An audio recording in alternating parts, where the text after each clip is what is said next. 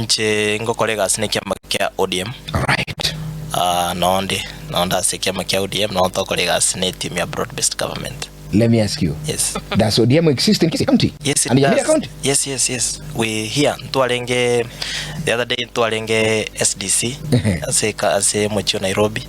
You saw a whole abantu 200 delegates kurukisi delegates 100 na korase county Nyamira. Wana abantu baro barase register bare system. Na inde ntubone kiama kia ODM tuanjiti wakaliogi na kuyaka gikuba. Yes. And talk a lot of grassroots mobilization. That's why in the next few months much more chief is chiko igorwa much more a lot of activities kegara ntunturu wakaliogi. Namba ibere gento gekwete ngeri kwaniro. Onya ndio DM kwete angonde okubuli ko senero ko stay. Kyara yikire ko bona kyara na nero abantu bande to kubuli.